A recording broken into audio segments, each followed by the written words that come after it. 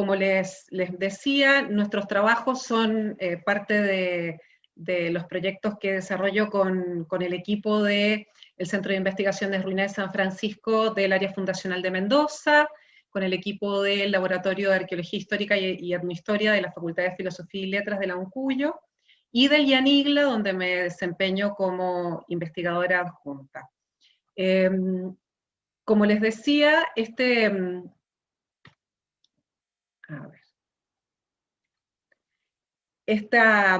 charla está centrada en estos refugios que muchos de nosotros hemos visto cuando hacemos nuestro tránsito hacia Chile,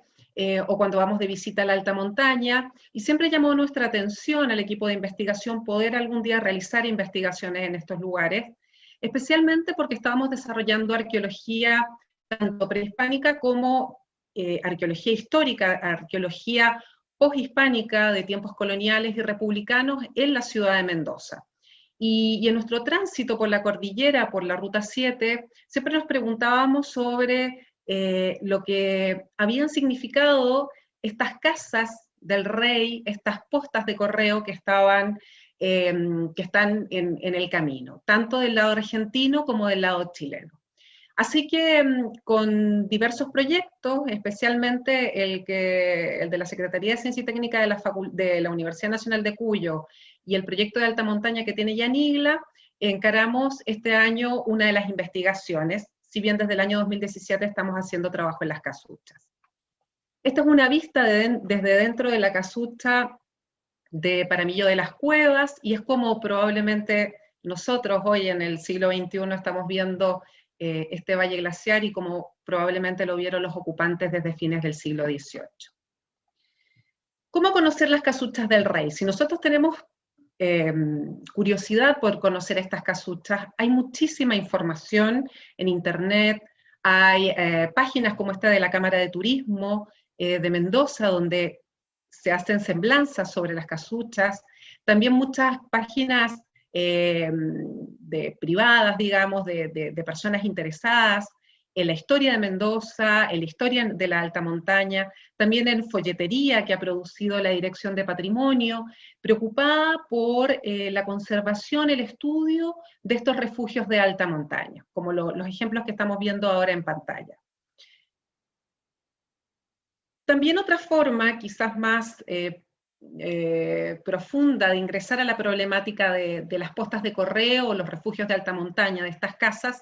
es a través de la consulta de documentación histórica. Acá les comparto alguna de la múltiple bibliografía existente al respecto.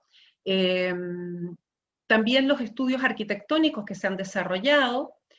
y especialmente los relatos de los viajeros que desde fines del siglo XVIII han estado haciendo el paso cordillerano y han relatado sus vivencias y han descrito lo que han vivido y lo que han visto en estas postas de correos del paso cordillerano, que hoy conocemos como el Paso de los Libertadores.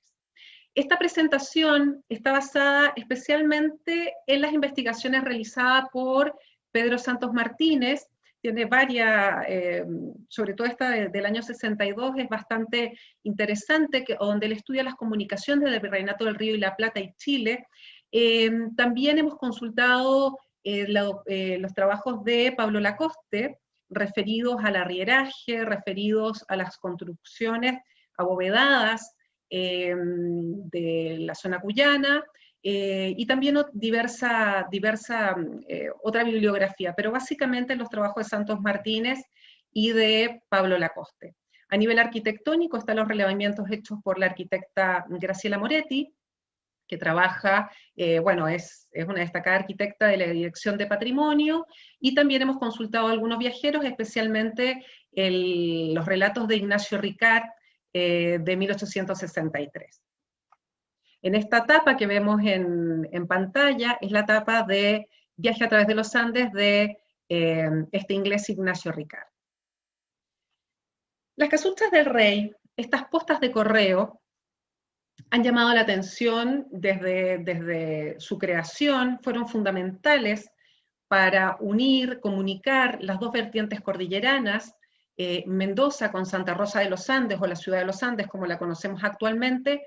y estas casuchas han sido valoradas, cuentan con declaratoria patrimonial. En Argentina cuentan con el decreto de Monumento Histórico Nacional, son Monumento Histórico Nacional, y desde el 2015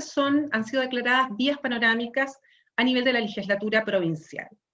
En el caso del lado chileno, la única casucha en pie actualmente es la casucha del Juncalillo, que ha sido declarada Monumento Histórico en el año 1984. En esta imagen que vemos, podemos ver esta fotografía tan llena de detalles que tomó el fotógrafo portugués Cristiano Junior en 1881 en el viaje que hace a alta montaña cuando residía en Mendoza, y que retrata cómo era la vida en la casucha. Esta es la casucha de Paramillo de las Cuevas, con las carpas instaladas en su entorno, las recuas de mulas en el fondo, las personas que circulaban en torno a la casucha y quienes estaban ocupando ese lugar. También ver detalles constructivos que hoy no están presentes y que vamos a ver más adelante. Pero el valor patrimonial de estas estructuras de la alta montaña no están solamente circunscriptos a estas declaratorias, sino que si bien legalmente están protegidas y es fundamental, también pertenecen a la memoria de los habitantes de la alta montaña o quienes ocupan y transitan por la alta montaña. Por eso me ha parecido interesante dejar esta idea del patrimonio como una construcción social. El patrimonio se construye y especialmente la construcción de nuestros estados-nación se dio un fuerte énfasis en patrimonializar y proteger aquellos hitos arquitectónicos, aquellos lugares que estaban muy relacionados con la conformación de los estados-nación.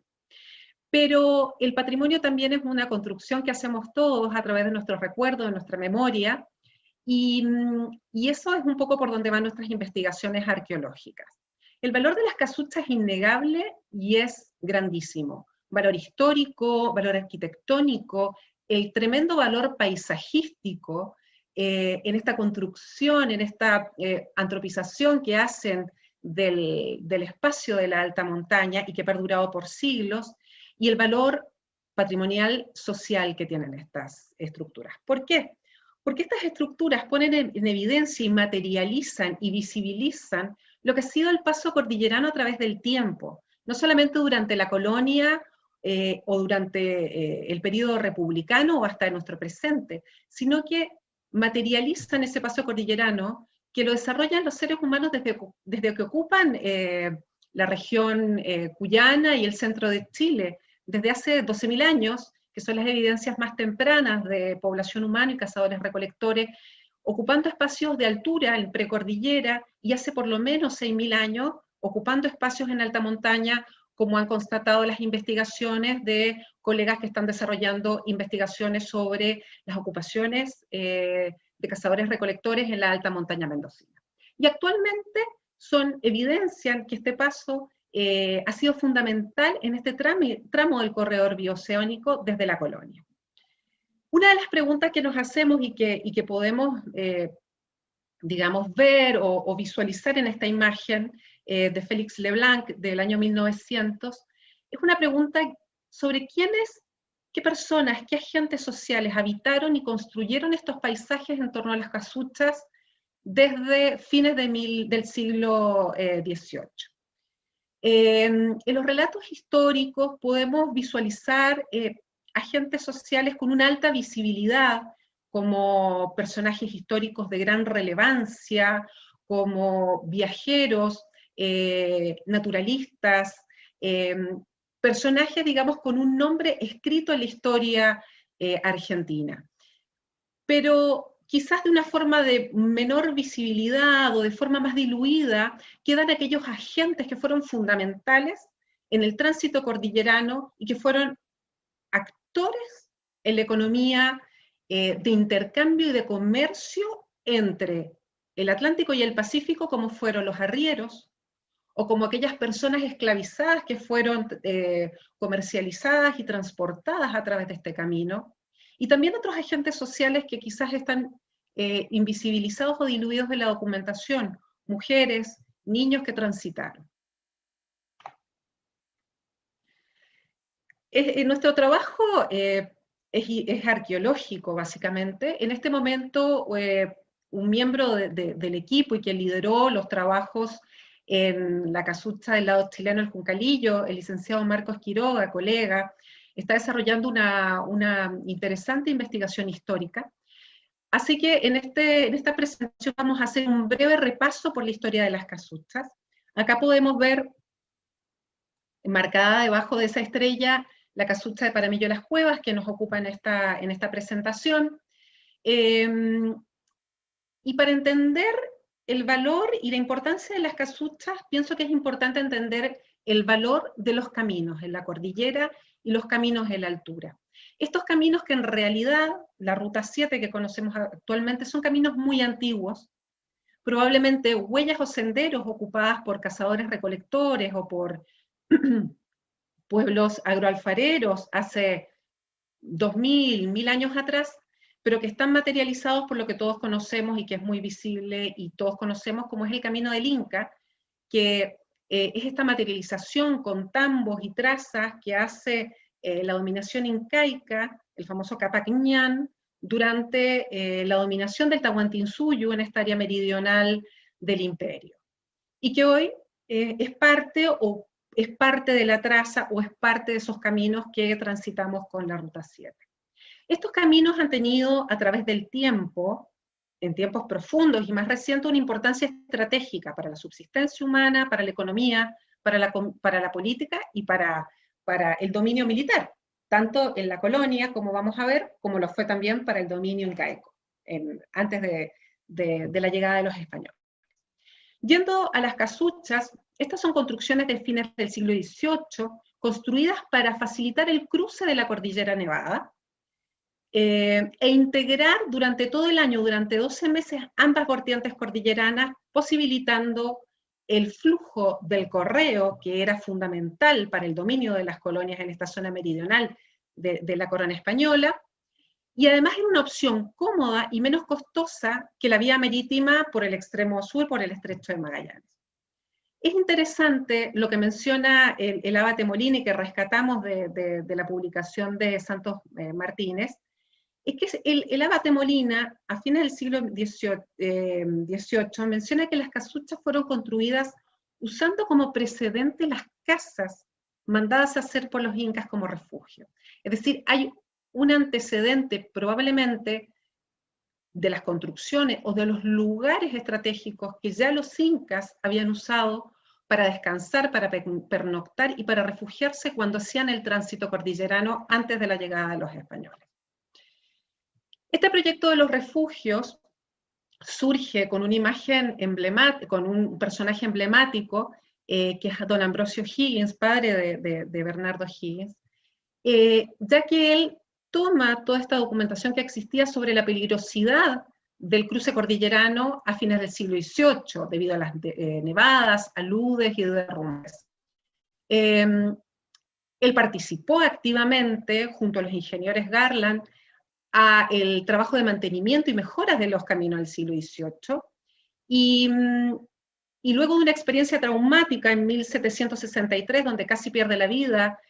cruzando la cordillera, es que se desarrolla este proyecto de materialización y de construcción de las casuchas. En este caso, en esta imagen podemos ver la casucha de los Puquios, que es una de las que se encuentra no en muy buen estado de conservación sus estructuras, y estas casuchas fueron usadas hasta principios del siglo XX, cuando ingresa el ferrocarril, se mejora la ruta y posteriormente ingresa el tránsito automovilístico, y quedan en desuso. Como les decía, Ambrosio Higgins, quien llega a ser virrey, entrega en el año 1765 un informe para hacer transitable el paso de la cordillera al capitán general del Reino de Chile, cuyo objetivo era propiciar y mantener el correo postal entre el Virreinato del Río de la Plata y la Capitanía General de Chile y Lima, con el tránsito pacífico que existía de la Capitanía General de Chile con la capital del Virreinato del Perú. Y todo esto se da en un contexto de reformas borbónicas, donde un año antes de esta solicitud que hace Ambrosio Higgins, ya se reglamenta el correo mensual entre España y las colonias, donde pocos años después las reformas borbónicas liberan el tráfico comercial entre Europa y América, y donde se establece el libre comercio. Es decir, no es casual esta iniciativa de facilitar el tránsito cordillerano en este contexto que estaba desarrollando la corona española para tener un mayor dominio y un mayor control militar y económico de sus colonias.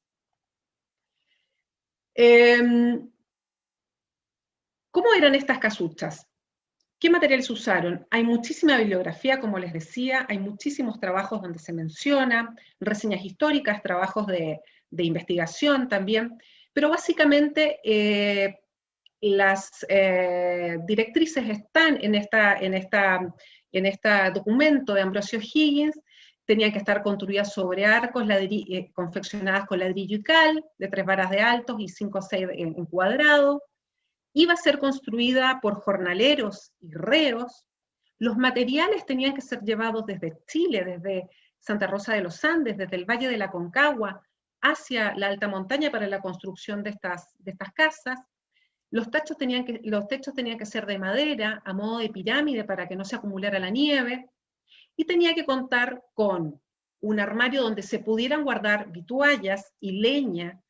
para el consumo de los viajeros, de los arrieros y de quienes cruzaran la cordillera e hicieran uso de estos refugios. En estas dos imágenes, el detalle de la foto de Cristiano Jr. de 1881 y la foto que tomamos en febrero de este año cuando fuimos, podemos ver y visualizar las diferencias que se han dado, digamos, el deterioro que se ha dado a nivel constructivo.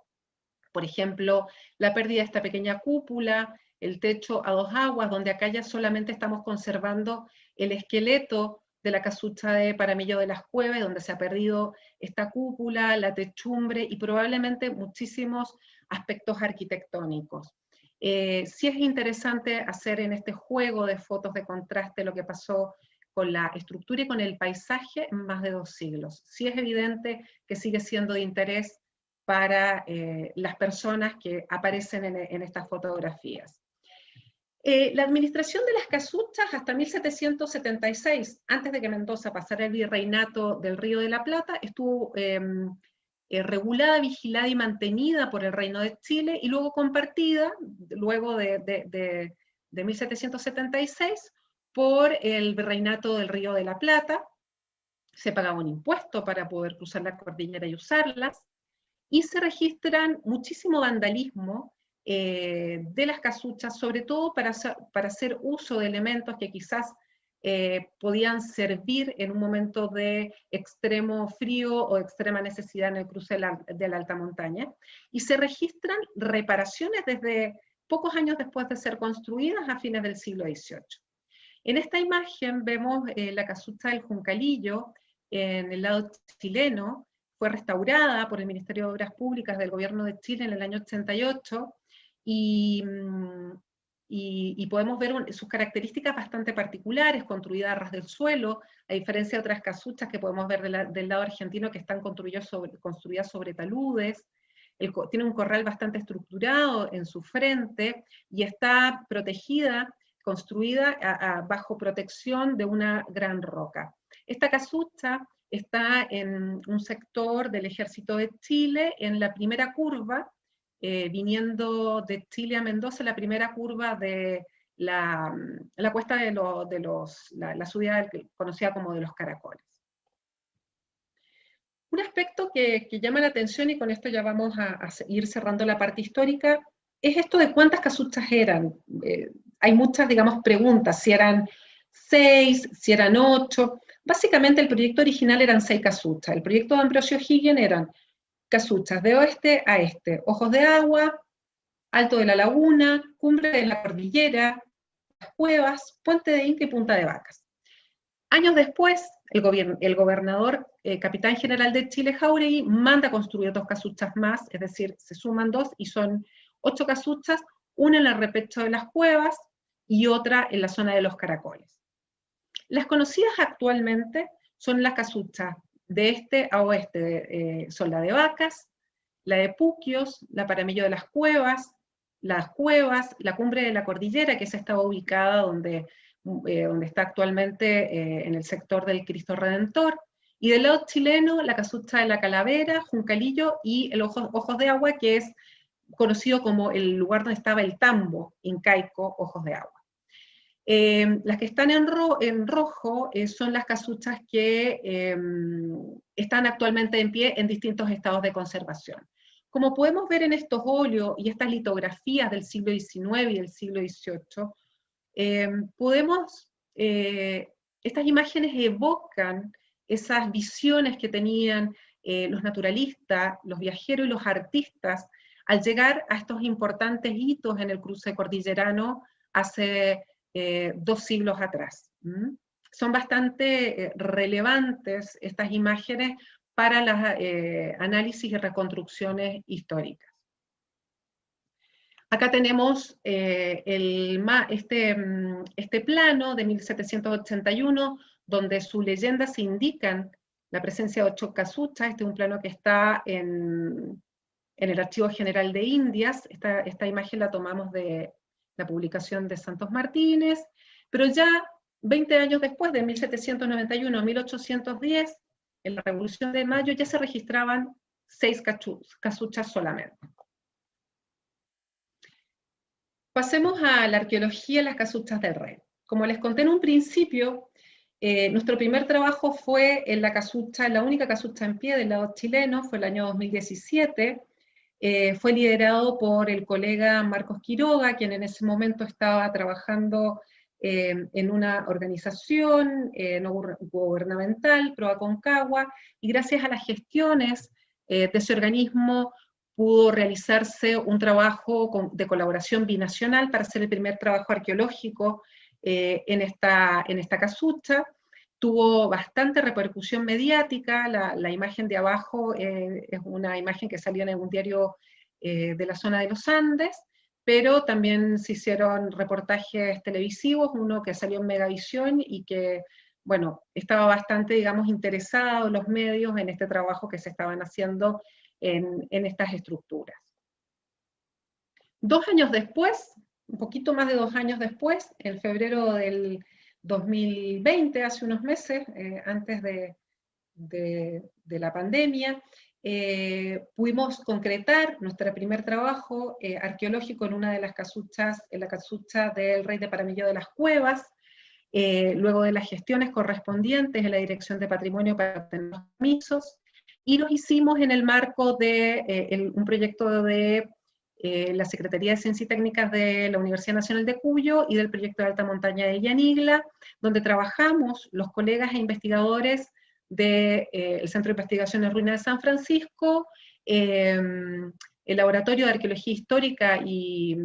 Etnohistoria de Filosofía y Letras de la Universidad Nacional de Cuyo, e integramos a estudiantes como parte fundamental de la formación de las futuras generaciones en arqueología en los trabajos de campo. En febrero partimos de otro monumento histórico nacional, partimos de las ruinas de San Francisco, cargamos la camioneta y nos fuimos a hacer nuestra campaña, con el objetivo de analizar en esta primera campaña arqueológica, pero con un objetivo general de llegar, luego de nuestra campaña y nuestros análisis de los materiales, a analizar los agentes sociales que se desarrollaron en las casuchas y sus entornos, a aquellos visibilizados e invisibilizados que hablábamos en un principio, y aportar desde la arqueología a la recuperación de la memoria del paso de la cordillera de los Andes en esta latitud.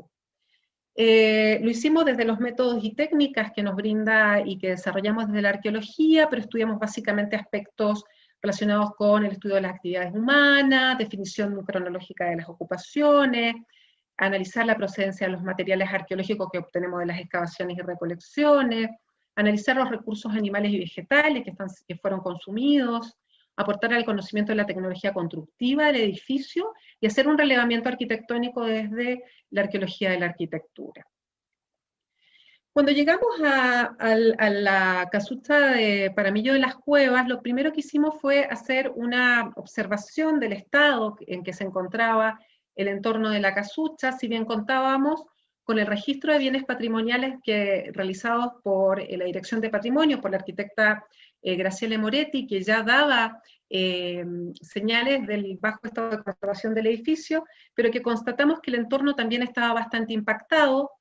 con huellas de automóviles, probablemente camionetas que están ingresando al sector alto de la casucha y que están alterando el gran basurero histórico, que son de gran valor para los estudios arqueológicos. Y también constatamos la recolección de material en esta bufanda o en este manta de lana, de la recolección de material arqueológico por parte de visitantes probablemente esporádicos. También observamos que apenas bajamos de la ruta 7 para ingresar a la casucha, donde indican las flechas, esta parte de la terraza ha sido utilizada por vialidad para depositar escombros y resto de las obras viales, es decir, parte de la terraza es un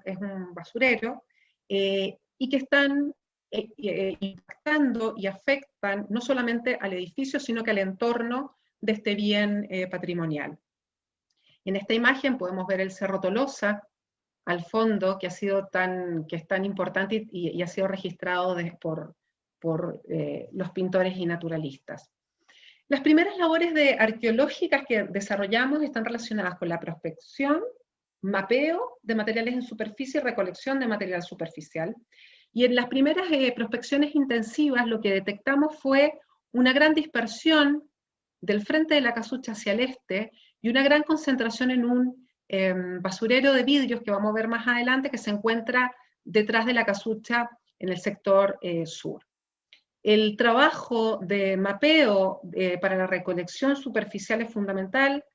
trabajar con nivel óptico, con GPS para poder realizar la topografía y georreferenciación de los materiales que levantamos cuando hacemos la prospección y recolección.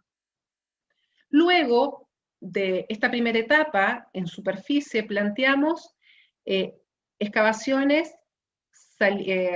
apenas, digamos, en los pies de la casucha, donde probablemente se tiraban para limpiar el interior de la casa los elementos hacia afuera, en ese sector de acá, y en lo que era la mayor cantidad de concentración del basural histórico que baja, digamos, hacia el este desde el frente de la casucha. Acá podemos ver una imagen del trabajo de zarandeo, trabajo de excavación, atención de visitantes también, que son aspectos que suceden cuando nos visitan viajeros, pero también nos visitan los locales muy interesados en saber qué estamos haciendo y qué se puede hacer para conservar este patrimonio tan querido para la gente, en este caso especial que nos visitó de Puente de Inca, los habitantes, y una imagen de detalle de registro y excavación en el frente de la casucha. Luego, realizamos excavaciones en estos grandes bloques que están hacia el norte, noroeste de la casucha, donde inferíamos que podía haber ocupaciones históricas y donde en superficie ya se observaba material. Estas excavaciones, desarrolladas en la línea de goteo de estos bloques de piedra, nos permitieron registrar que estos bloques también fueron utilizados para realizar fogones, comidas, probablemente para pernoctar, quizás cuando las condiciones meteorológicas lo permitían, o cuando la casucha estaba muy ocupada. Pudimos detectar una serie de ocupaciones en más o menos 60 centímetros, esta es una de las fotos que tomamos, pero más o menos 60 centímetros de profundidad, diversas ocupaciones históricas, también hay material prehispánico que era, digamos, bastante, sabíamos que podíamos encontrar porque son conocidas las ocupaciones prehispánicas, son muy importantes y están siendo estudiados por otros equipos en la zona de alta montaña, y encontramos elementos como que nos han llamado mucho la atención, cartuchos de bala, pero muchos restos de guanaco. Es muy probable que ahora lo vamos a analizar, digamos, cuando volvamos a los laboratorios, a estos materiales, que la cacería de guanaco durante tiempos históricos haya sido muy importante para los ocupantes de estas estructuras. Acá tenemos un breve video que probablemente no se va a ver muy bien, pero quería mostrarles cómo es nuestro trabajo de excavación. Esto lo hicimos en una línea de goteo de uno de los bloques de roca que se encuentran aledaños a la casucha. Tarea de zarandeo.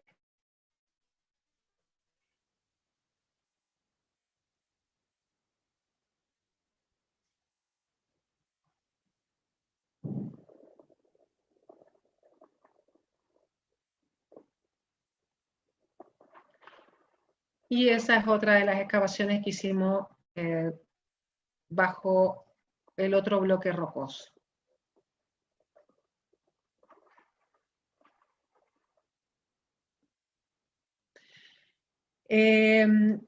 También realizamos una excavación en el corral. Hay un gran corral en la parte posterior de la casucha, como pueden visualizar en la imagen más grande de esta diapo, y donde detectamos un corral para el ingreso de las mulas, de estas recuas de mulas, que eran muy grandes, que transitaban y que eran guardadas en estos corrales, pero donde estamos detectando otro tipo de actividades probablemente ligadas a los eventos de construcción de la casucha, ya que encontramos estos bochones o bloques de cal que probablemente hayan sido calcinados para usar para la construcción de la casucha a fines del siglo XVIII. Es decir, no solamente estamos viendo aspectos del uso, sino que también de las etapas constructivas, tecnologías y materiales usados para la construcción de la casucha. Este tipo de materiales nos permiten a los arqueólogos hacer estudios de proveniencia para seguir dilucidando de dónde venían los materiales usados para la construcción de estas estructuras. Los trabajos que hicimos en el Gran Basural, que está en el sector noroeste de la casucha, un basural que se caracteriza especialmente por la gran cantidad de vidrios, lo abordamos a partir de la idea de recuperar esta evidencia, ya que estaba siendo expoliada por visitantes, se estaban recogiendo materiales, y realizamos una recolección superficial con un registro muy meticuloso de el basurero para su análisis en laboratorio, pero también para su reconstrucción. Los materiales vítreos de este basurero indican que es más bien de fines del siglo XIX y principios del siglo XX, lo que está indicando un uso de la casucha durante el siglo XX, y que vamos a poder dar más detalles cuando podamos volver a estudiar estos materiales en los laboratorios. Otra de las tareas es el relevamiento arquitectónico, pero sobre todo con fines de detectar los usos de la estructura y las modificaciones y de la acción humana sobre las estructuras, sobre los edificios, sobre la arquitectura. Y, por ejemplo, relevar aspectos de detalle de las techumbres, cómo se estaban probablemente instalando las techumbres de madera, de 2 aguas que pudimos ver en esas fotos de fines del siglo XIX, poder detectar aspectos de revoque o recubrimiento de las estructuras, poder analizar también aspectos relacionados con la forma y estado de conservación de parte de las paredes. Otro aspecto que nos interesa mucho también es analizar los basamentos de las estructuras, las materias primas, las tecnologías desarrolladas para construir las casuchas, también los corrales, las tecnologías utilizadas, son aspectos que relevamos. También detalles de uso y modificación del edificio, como el cierre y el tapado de los ventiletes, la realización de huecos para poder trepar a la estructura, y todas estas, la presencia de clavazones en las paredes, y todas estas actividades humanas que modifican a partir del uso estas estructuras. Son fundamentales para los arqueólogos para analizar la acción humana sobre el edificio, pero también las necesidades de esas personas hace 1 o 2 siglos al ocupar estos edificios. También realizamos relevamientos en el interior, también con ese objetivo de ver los usos, analizar las huellas de carbón que son tan importantes para definir cómo era el uso en el interior de estas casas, dónde estaban ubicados los fogones, dónde se cocinaba, también las modificaciones, como en este caso, que hay se perforó la parte de las paredes probablemente para poder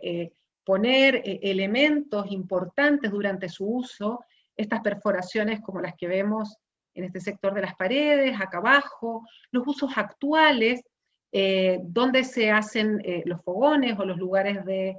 pernocte, elementos colgados hasta la actualidad y que son usados por las personas que pasan por las casuchas, y también el relevamiento de los grafitis históricos que tanto tienen para decirnos sobre las personas que pasaron y registraron su presencia en estos edificios desde hace siglos. Finalmente, para terminar, volvimos a la ciudad de Mendoza, alcanzamos antes del cierre de las instituciones por la situación que estamos pasando, a llevar estos materiales a Yanigla. ¿Y cuál es nuestra idea? Poder volver a analizar todos estos materiales, parte de los cuales hemos visto en esta presentación, poder hacer un análisis detallado, arqueométrico, arqueofaunístico, botánico, de la arqueología de la arquitectura, de estos materiales, y poder conectar ese pasado de la alta montaña con el pasado de la ciudad de Mendoza, que la podemos ver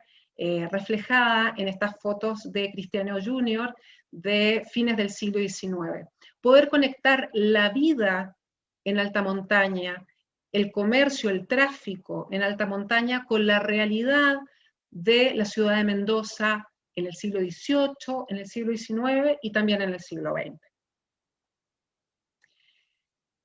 De esta manera vamos terminando esta presentación, vamos a seguir indagando a través con nuestros proyectos y nuestros estudios sobre la vida en el pasado en alta montaña, con el estudio de estas casas del rey, y esperamos colaborar a aportar a la memoria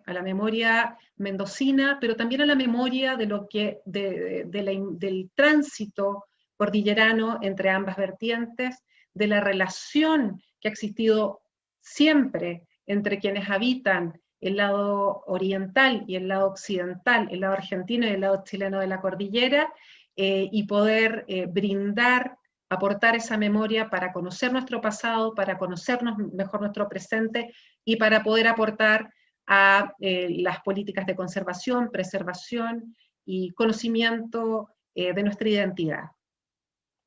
Mis agradecimientos al equipo del Centro de Investigación en Ruinas San Francisco, de Filosofía y Letras, especialmente a Marcos Quiroga, que es el colega que está trabajando con nuestras que está trabajando en la parte arqueológica, pero también profundamente en la parte histórica, a Horacio Chiabaza, que bueno, es fundamental en estas investigaciones, a las estudiantes, Belén Lucero, Victoria Sáez, Federica Pol, de la Facultad de Filosofía y Letras, de Arqueología e Historia, Lorena Puebla, Vanessa Guajardo y Leonardo Castillos, y nuestros colegas del Centro de Investigación en Ruinas San Francisco, que hacen posible materializar estos proyectos, pero también seguir pensando y reflexionando sobre nuestro pasado.